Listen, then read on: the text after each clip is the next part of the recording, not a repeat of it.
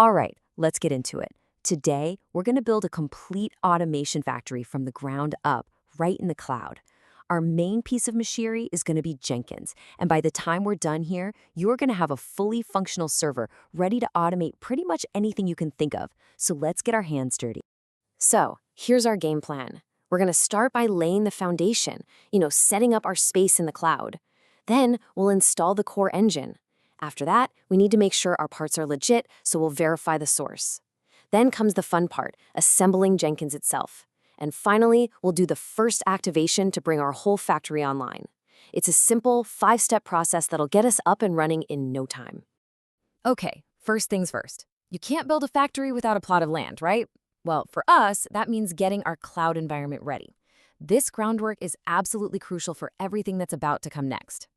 Now, before we start spinning things up, let's just make sure we're on the same page. What even is a virtual machine in the cloud? It might sound a bit techy, but the concept is actually pretty simple once you break it down. I want you to think of Amazon's EC2 service like this. You're renting your own private, powerful computer that just happens to live in one of Amazon's giant data centers. You don't have to worry about the hardware, the power, anything. You just get full control over it. This is our virtual plot of land, totally prepped and ready for us to build our Jenkins factory.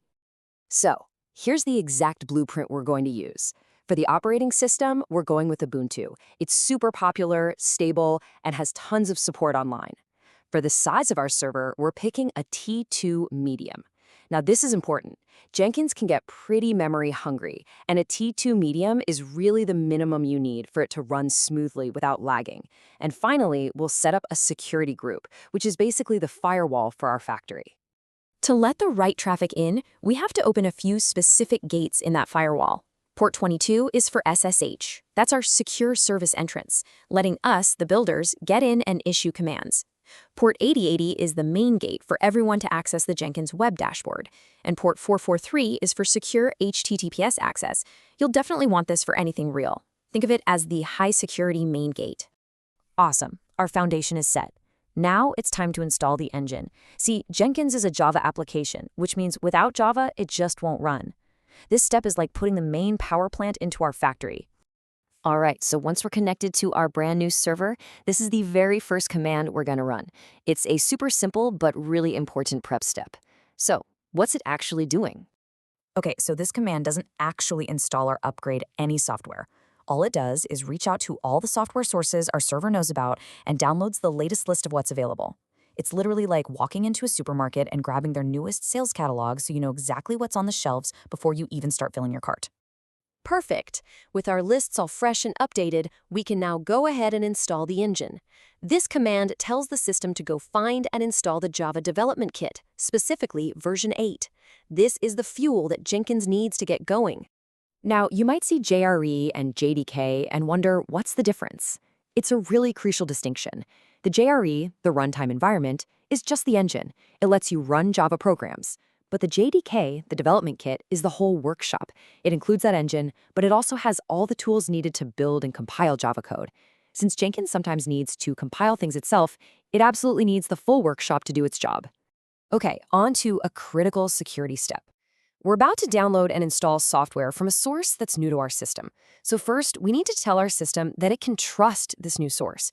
This guarantees we're getting the real deal, untampered Jenkins software, straight from the official supplier. I know, this command looks like a total mess, but let's just break it down. It's doing two things at once. First, the wget part downloads a special security key from the Jenkins website. Then, that vertical line, that's called a pipe. It takes that key and sends it directly over to the apt-key command, which adds it to our system's keychain of trusted sources. Honestly, the best way to think about this whole process is that it's just like checking the safety seal on a new bottle of medicine. This GPG key is a digital signature. By adding it, we're basically telling our server, hey, any software that has this signature on it is official, it's legit, you can trust it. It's a fundamental security step you should never skip. So our system now trusts the Jenkins signature. Awesome. The next step is to tell it where to actually go to find the Jenkins software. This command creates a tiny little file, and inside it, we're just adding the official web address for the Jenkins software library. So what is a software repository? It's just a fancy name for an online storage locker where developers keep all their software packages. By running that last command, we've basically added the official Jenkins store address to our server's contacts list. Now it knows exactly where to go shopping when we ask it to install Jenkins. And here we go. This is the moment we've been working towards. The foundation is set, the engine is in, we've verified our supplier. It is finally time to assemble the main machinery and install Jenkins itself. It's a quick two-step dance. First, we run sudo apt-get update again. Now you might be thinking, wait, didn't we just do that? Yes, but we just added a brand new store to our address book. We need to refresh the catalog one last time so our system knows about all the cool new stuff available from the Jenkins store. Then we run sudo apt-get install Jenkins, and our system takes care of the rest. Now, once the installation finishes, Jenkins should start running automatically in the background. But, trust but verify, right? We use this command to check its status. It's like peeking into the factory to make sure the lights are on and you can hear the machines humming. Think of systemctl as our factory supervisor. In the Linux world, programs that run all the time in the background, like Jenkins, are called services or daemons. Systemctl is the tool you use to manage them. You can start them, stop them, and, like we're doing here, check if they're running okay. What you want to see is a nice active running message in green. We are so close. Our factory's built, the power is on, but for security, the main doors are locked. This final phase is what we call the first activation. It's a one-time setup to unlock Jenkins and get it ready for work. To unlock the doors, we need a special one-time use password that Jenkins created for us during the installation. It's tucked away safely in a protected file. This command uses cat to simply display the contents of that file, which is the password we need for the very next step. A really great way to think about this is like when you get a new credit card in the mail. The temporary PIN always comes in a separate sealed envelope for security, right? This password file is that sealed envelope. We're just opening it up to get that temporary code so we can set up our permanent access. Okay, now you're going to jump over to your web browser. The very first thing Jenkins will ask for is that long password you just copied. Paste it in. From there, it's a super simple setup wizard. I highly recommend you choose Install Suggested Plugins. It gives you a fantastic set of tools to start with.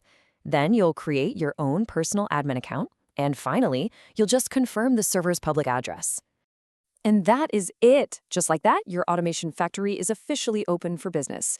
You can now get to the Jenkins dashboard by putting your server's public IP address into your browser, followed by a colon and the port number 8080. Congratulations, you did it. So now you have this incredibly powerful automation engine just sitting there, a blank canvas, waiting for you to create something amazing. The setup is done, but really, the journey is just beginning. So the only question left is, what are you going to build first?